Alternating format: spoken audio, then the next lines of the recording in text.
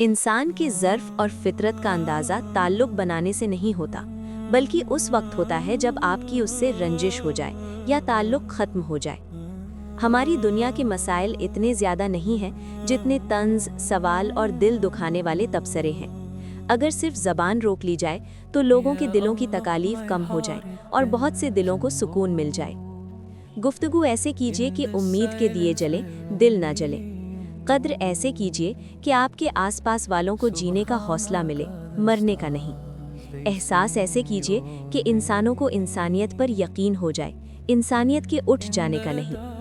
अपने रवैयों को नर्म रखें। कहीं फासला महसूस हो तो खुद करीब हो जाएं और सबब पूछ लें।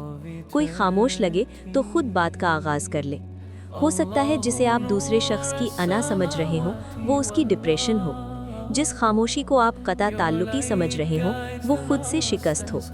पहल कर लें। सयानों से ताल्लुक सुना था जोड़ने कि में, पुराने राब्ता लोग करने बहुत में, भले हुआ मुस्कुराने करते थे। में और किसी उन्हें को दो जिंदगी की मुट्ठी तरफ मोहब्बत वापस दी लाने जाती में। तो वो जवाबन कभी-कभी हम उम्रें मार दिमागी, देते थे। जिस्मानी और मगर अब नफ्सियाती जमाना तौर पर बदल गया इतना है। थक जाते हैं अब कि मोहब्बत हमें करो किसी एक तो ऐसे जवाबन इंसान की मोहब्बत ज़रूरत नहीं महसूस मिलती, होती है बल्कि जो सबक हमें मिलता लेक्चर है। देने या सबक तसल्ली देने के एहतियात का, बजाय बस फासले चुपचाप रखने का अपने कंधे और पर दिल सर ना रखकर लगाने रोने का। दे।